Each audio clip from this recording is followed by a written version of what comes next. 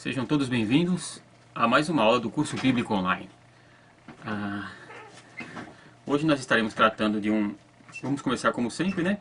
Pedindo sempre que o Espírito Santo de Deus nos conduza na nossa aula, nos conduza naquilo que estamos estudando, né? Para a nossa perfeita compreensão das coisas de Deus, daquilo que Deus fala para nós, ok?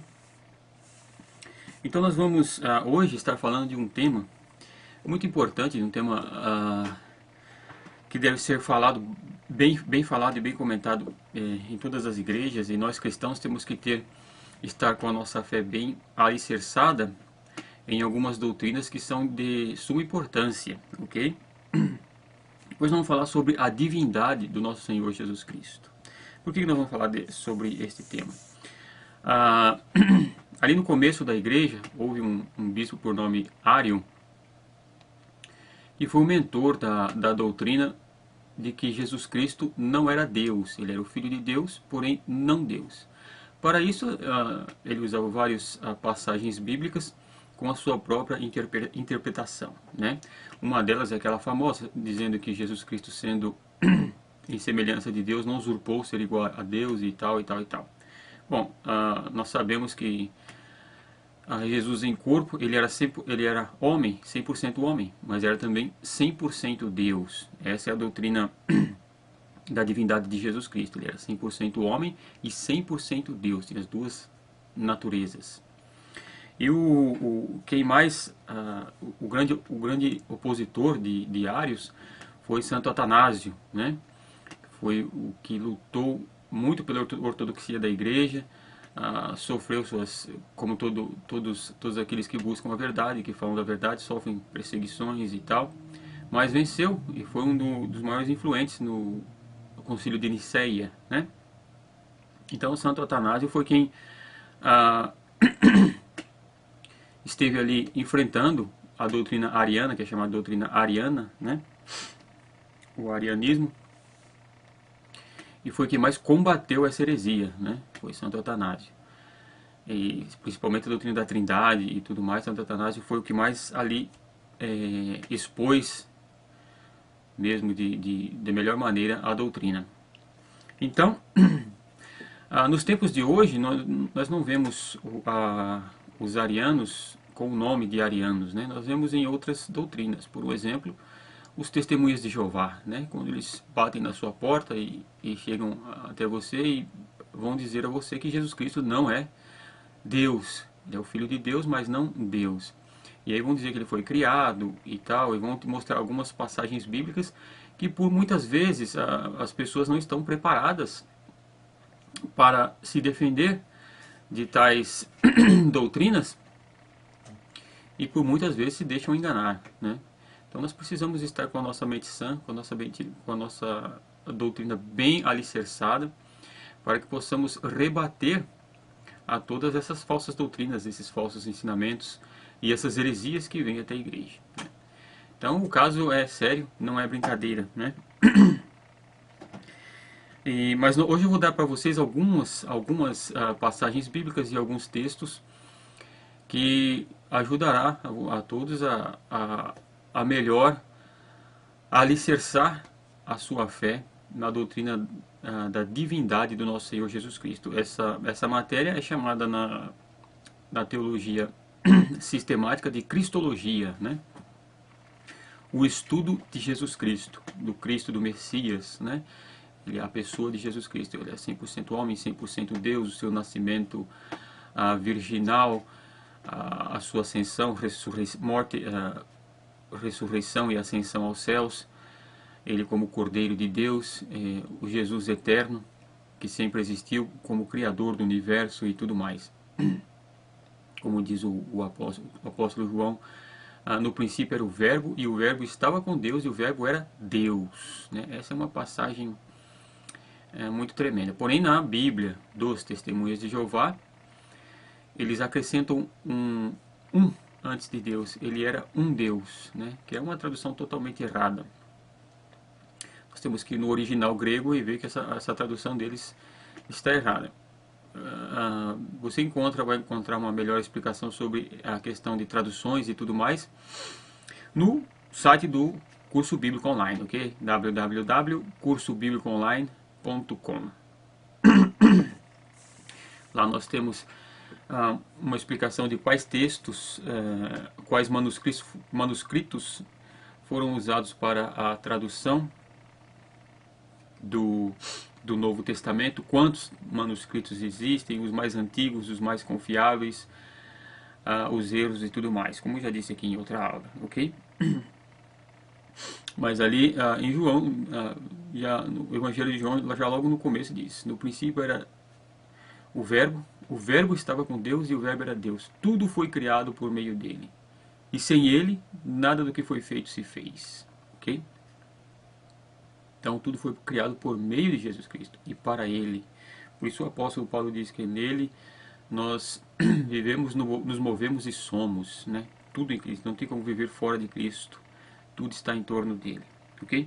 Mas eu vou passar aqui algumas passagens para que a aula de hoje é curta, né? Então não dá para estar explicando totalmente essa doutrina, né? Mas quem se inscreveu no site lá poderá pegar mais detalhadamente, que é só para ter algumas ferramentas. Essa aula será aberta a todo o público também, ok? Então nós vamos, você que tem a Bíblia em mãos aí, vamos abrir a nossa Bíblia na carta de Paulo aos Colossenses, no capítulo 2, no versículo 9. Olha só, Paulo escreve aos Colossenses dizendo assim: pois nele habita corporalmente toda a plenitude da divindade. Ou seja, em Jesus Cristo habita corporalmente, no corpo de Cristo, no corpo do homem, Cristo habita toda a plenitude da divindade. No corpo humano de Cristo, toda a plenitude da divindade habita ali. O Deus habita no corpo de Cristo. Por isso que ele era o Deus, nós dizemos o Deus encarnado. Ele se fez carne, né? Por isso que João cita no seu evangelho: e o Verbo se fez carne e habitou entre nós. Vocês podem ver que nos evangelhos sinóticos, que são chamados sinóticos porque são semelhantes, né? Mateus, Marcos, Lucas, em cada um dá como se fala, a genealogia de Jesus Cristo. Ela tem uma ênfase, né? Mateus dá a genealogia de Jesus Cristo como o rei, né? Por isso ele põe toda aquela descendência de Jesus que vai até Davi, que é rei, né? Lucas, ele põe na genealogia dele Jesus como o filho do homem, como homem, humano mesmo. Porque Lucas estava escrevendo para um grego, e os gregos, para eles, o corpo era a prisão da alma. Então Deus não poderia habitar no corpo porque o corpo era mau. Então Lucas dá a genealogia de Jesus ali, da sua parte humana, de homem, né? Marcos, ele já não dá uma genealogia de Jesus Cristo, ele mostra Jesus Cristo como servo, né? E quando se escreve, ele escrevia principalmente para os romanos e para os gentios, eles não queriam saber quem era Jesus Cristo, eles queriam saber o que ele podia fazer como servo. Então você vai ver no Evangelho de Marcos, ali muitos milagres e muitas coisas, porque estavam mostrando Jesus como um servo. Já João, a genealogia de João, ele coloca ali Jesus Cristo como Deus. Então, em Mateus o rei, em Lucas o homem, em Marcos o servo. São ênfases, claro, que demonstra muito mais coisas do que isso. Mas no Evangelho de João, ele aponta Jesus Cristo ali como o Filho de Deus, como Deus. Por isso ele diz, né, tudo foi feito por meio dele e sem ele nada do que foi feito se fez. Então apresenta Jesus Cristo como Deus. E por isso que aqui o apóstolo Paulo diz, né, no corpo de Cristo habita a plenitude, a totalidade da divindade estava em Jesus Cristo, Deus, o Deus habitando no corpo do homem, né? Um outro texto que nós podemos também estar analisando está na carta aos Hebreus, né? A carta aos Hebreus não se tem ao certo quem escreveu ela, né? Alguns dizem ter sido Paulo, né? Alguns afirmam a carta de Paulo aos Hebreus. Outros, porém, dizem ser Apolo. Outros dizem que era Priscila, mas enfim, não se sabe ao certo quem escreveu a carta aos Hebreus, né? Mas Hebreus, no capítulo 1, no versículo 10, de 10 a 12, ele diz assim: porque aqui no capítulo 1, o escritor aos Hebreus, você pode ler depois o capítulo inteiro, ele está falando da superioridade de Cristo aos anjos. Então ele está dizendo, ó, Jesus Cristo não é um anjo, né? Ele é superior aos anjos. Ele é superior a todas essas coisas, ou seja, Jesus Cristo é Deus. Então no capítulo, no versículo 10, ele diz assim: ainda, tu, Senhor, no princípio fundaste a terra, e os céus são obras de tuas mãos. Eles perecerão, mas tu permanecerás. Todos eles como roupa envelhecerão, com um manto os enrolarás, como roupas se mudarão. Mas tu és o mesmo, e os teus anos não acabarão. Ok? Então está se referindo a Cristo como Criador aqui. Tu, Senhor, no princípio fundaste a terra. Ok? Então quando se fala do Cristo, Filho de Deus, se fala o Cristo Deus de Deus, se diz nos concílios da igreja, né? Filho de Deus, ou seja, Deus de Deus, não criado, gerado, o mesmo Deus, eterno e para sempre, né? Santo Agostinho, certa vez, estava à beirada da praia, meditando sobre o mistério da Trindade. Como pode ser três pessoas em um só Deus? Não podem ser três deuses, porque Deus é um só. Mas são três pessoas distintas. Isso aqui é uma outra matéria, que é a questão da Trindade, né? Isso aqui é na matéria de teologia, né? do conhecimento de Deus. Então, Santo Agostinho estava ali meditando. Não pode ser três deuses, mas são três pessoas distintas em um só Deus. E ele, na beirada da praia, andando e meditando nisso. Acho que todos conhecem essa história. De repente, Santo Agostinho olha um menino que ia no mar, pegava a água do mar, vinha e jogava num buraquinho na praia. Ia no mar, pegava a água e jogava num buraquinho na areia. Santo Agostinho se distraiu com aquilo, chegou ao menino e perguntou, né? O que você está fazendo? E o menino disse para ele, olha, eu vou pegar toda essa água do mar e vou pôr nesse buraco aqui. E Santo Agostinho riu, claro, ele disse, você nunca vai conseguir fazer isso. Aí o menino olhou para ele e disse, olha, da mesma forma, você nunca vai conseguir entender o mistério da Trindade. Né? E o menino desapareceu. Então, o dia que nós conseguimos entender Deus, nós não estaremos falando do Deus Criador, nós estaremos falando de um Deus que a nossa mente criou. E aí está o problema, onde muitas pessoas criam um Deus na sua mente e o explicam, mas esse não é o Deus Criador. O Deus Criador, a nossa mente não consegue alcançá-lo, a nossa mente não o explica. Nós cremos por fé, que é dado por Ele próprio. A fé é dada por Deus, ok? Então aqui ele está dizendo do Cristo Criador, ok? Uma outra passagem também, essa é muito interessante, na primeira epístola de Pedro, onde ele escreve, no capítulo 3,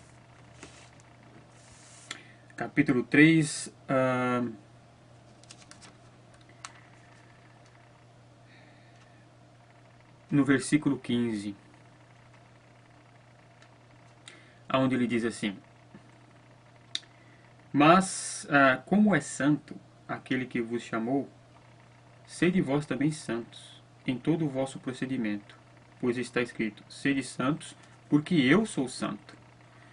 Olha só que coisa interessante, está escrito, ele cita o profeta, Deus dizendo, sede santos, porque eu sou santo. Então quando Pedro diz para santificar em Cristo e santificar-vos, ele está falando justamente da santificação no Senhor. Agora, no livro de Isaías, onde fala santificai-vos ao Senhor, no Isaías capítulo 8, olha que coisa interessante, né? No livro de Isaías, no capítulo 8, vamos abrir lá para nós lermos. Capítulo 8, versículo 12 e 13. Olha o que diz.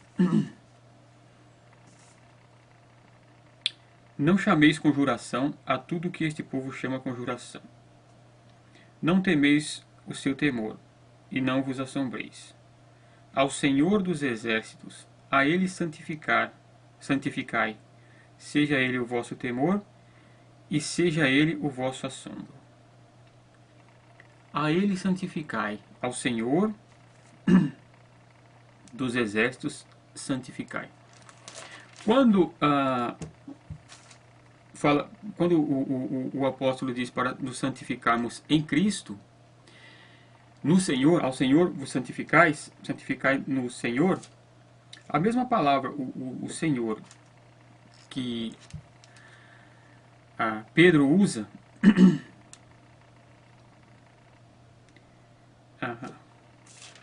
peguei o texto, vou pegar um outro texto aqui, que explica melhor, 1 Pedro 3,15, olha só, 1 Pedro 3,15 diz assim, é a mesma passagem de Isaías, diz assim, ó, antes santificai a Cristo como Senhor em vossos corações. E estáis sempre preparados para responder com mansidão e temor a todo aquele que vos pedir a razão da esperança que há em vós. Na primeira parte do versículo aqui, quando ele diz, antes santificai a Cristo como Senhor dos vossos corações. Santificai a Cristo como Senhor dos vossos corações, essa palavra Senhor, aqui em Isaías, no capítulo 8, no versículo 13, diz a mesma coisa. Ao Senhor dos exércitos, a ele santificai. Essa palavra Senhor, na Septuaginta, que é a tradução grega do hebraico, está Kurion, que é Senhor no grego. No hebraico, do lado, se você comparar o texto hebraico com o texto grego, está dizendo santificai a Yahvé, que é o nome de Deus. Ou seja, se a pessoa não entender a doutrina da Trindade, ela não vai entender o que Pedro está dizendo aqui. Santificai a Cristo como Senhor, como Yahvé no vosso coração, como Deus no vosso coração. Aqui está a questão da palavra, porque Isaías diz, santificai ao Senhor dos exércitos, a ele santificai. Que é a mesma palavra que está no grego Kurion, na mesma passagem em hebraico está Yahvé. Ou seja, a tradução grega é Yahvé, e em português nós traduzimos como Senhor. Ou seja, santificai a Cristo como Deus em vosso coração, como Yahvé. Portanto, aqui é uma passagem clara, para quem conhece os textos tanto no original hebraico como na tradução grega, ele vai entender o quê? Que está se falando de quem? De Deus. Está dizendo, santificar a Cristo como Deus no vosso coração. Ele é Deus, né? Essas passagens vão provando que Jesus Cristo, ele é o Deus, né? Deus que encarnou, Deus que se fez homem, o Deus que veio à Terra se fez homem e nos salvou. Olha que coisa interessante para nós, santificar a Cristo como Senhor, santificar a Cristo como Deus no nosso coração. É interessante, se você pegar ali o paralelo, vai dar Yahvé. Jesus como Yahvé, ou Javé. A tradução no inglês não ficou muito bem feita, por isso que na tradução de algumas bíblias está Jeová, mas o nome é Yahvé, são 4 letras, né? No hebraico, e na tradução no grego vai dar Kurion, que é Senhor, ou Yahvé, Deus, o Eu Sou. Por isso que Jesus Cristo, quando disse para os... quando discutia ali com os doutores da lei, disse assim, antes que Abraão fosse Eu Sou, eles queriam apedrejar ele, porque Eu Sou é o nome de Deus, né?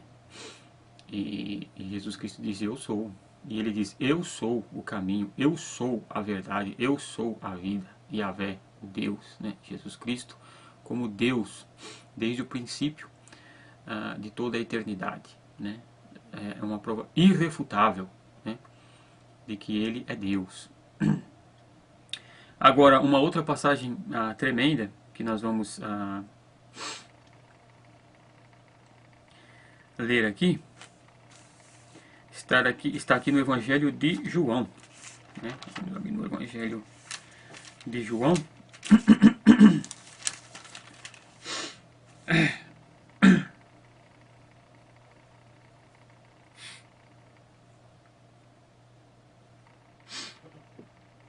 capítulo 1. João capítulo 1, versículo 18. Então veja bem aí. O que diz no comecinho, como eu disse para vocês, João apresenta a genealogia de Jesus como Deus, como sendo Deus, Filho de Deus, né? No versículo 18 ele diz, olha que coisa interessante. Ele diz assim: ninguém nunca viu a Deus, mas o Deus unigênito, que está ao lado do Pai, é quem o revelou. Ora, em algumas traduções, por exemplo, na King James, coloca o Filho unigênito, não coloca Deus. Mas nos textos mais antigos e na maioria dos textos, o original no grego, está Deus. Então diz assim, por exemplo, eu creio que no manuscrito Aleph e no manuscrito parece que é o P66, são vários manuscritos, e os mais antigos, né, que tem os sinaicos, os palestrinos, os alexandrios, os latinos, enfim, são vários, o bizantino, né, que se fala, o bizantino é o texto Receptus, que foi o texto usado na tradução do Erasmo, que hoje é a King James. Então eles colocam o Filho unigênito, mas no original mais antigo está Deus unigênito. Então está escrito, ninguém nunca viu a Deus, mas o Deus unigênito que está ao lado do Pai é quem o revelou. O Deus unigênito que está ao lado do Pai é Cristo, Deus de Deus. Então afirmando mais uma vez que ninguém nunca viu a Deus, mas o Deus unigênito, né? O Cristo, foi Ele quem revelou ao mundo, foi Cristo quem nos revelou o Pai. Por isso ele diz aos apóstolos, aquele que me vê, vê o Pai, porque eles são um. Né? Então, como nunca ninguém viu, mas o Deus unigênito o viu. Bom, dizendo isso, ninguém nunca viu a Deus, mas o Deus unigênito, que está do lado do Pai, o revelou. Às vezes, nós podemos pensar uma coisa.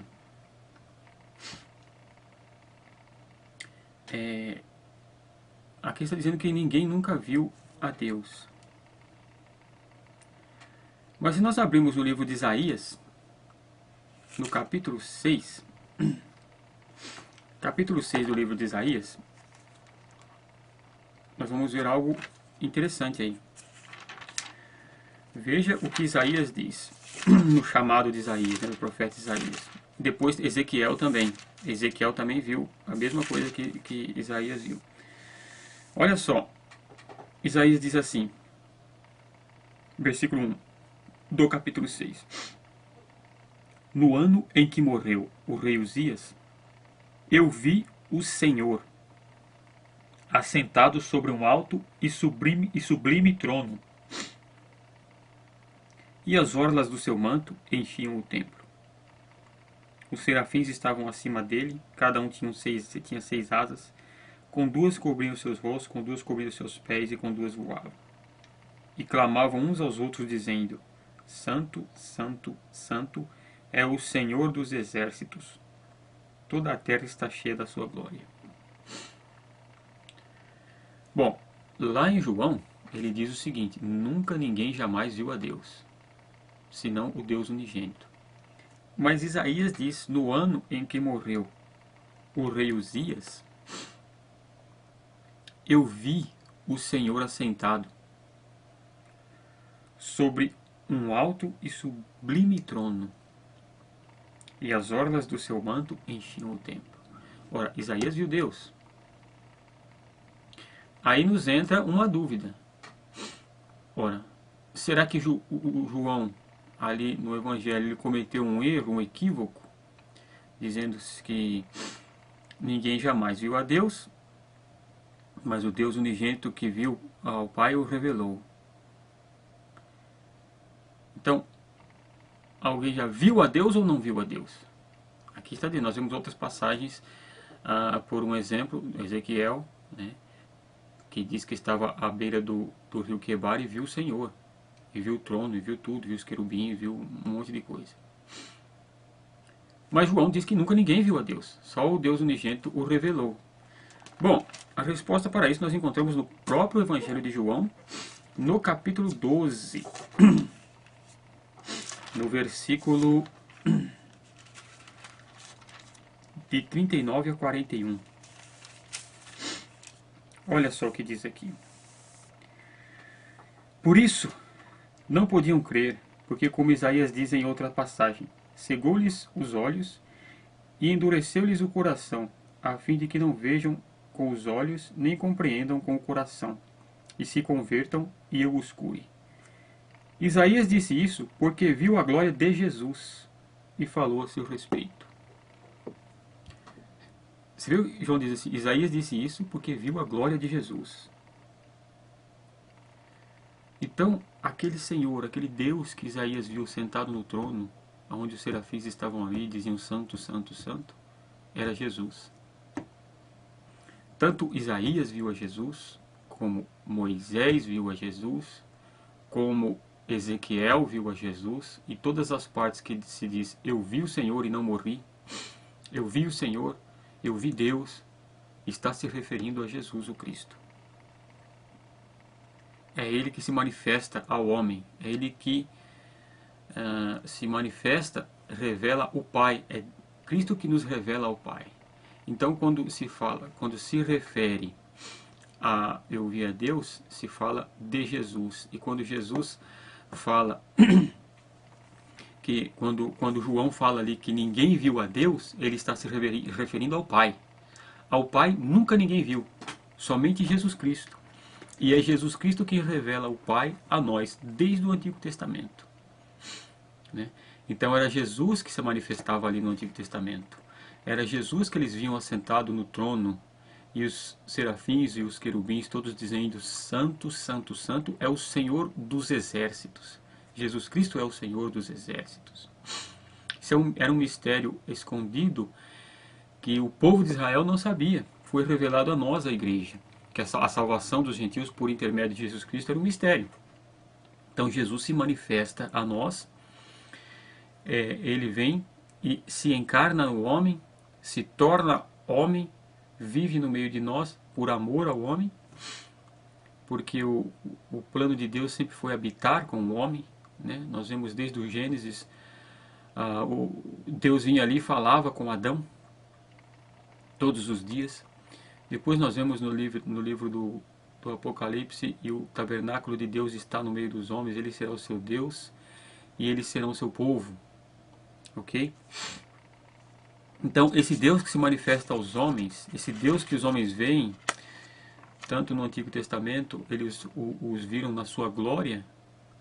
E o interessante é que quando as pessoas têm uma visão do céu, os profetas viam o céu, quando João foi arrebatado ao céu, quando Paulo foi arrebatado ao terceiro céu, no céu a pessoa está, não existe tempo, cronos, o tempo cronos que existe aqui na Terra, né? Lá é o tempo da eternidade.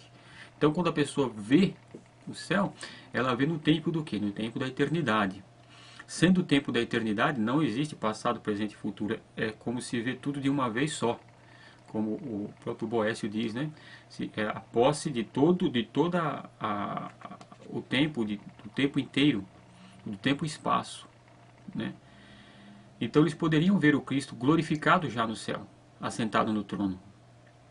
Era ele, muito antes dele encarnar e vir à Terra. Por quê? Porque está vendo no tempo da eternidade. As coisas na eternidade já aconteceram, né?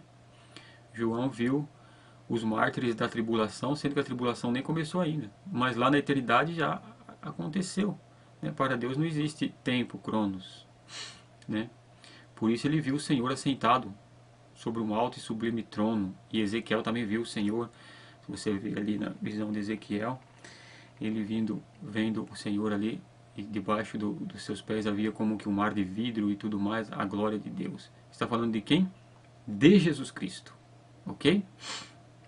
Então aqui está mais do que claro, mais do que provado que Jesus Cristo é Deus, Deus de Deus.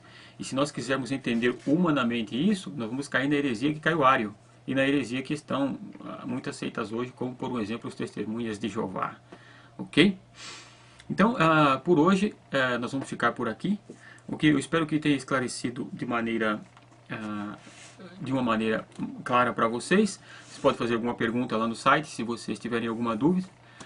E que Deus abençoe a todos e só lhe dê a glória.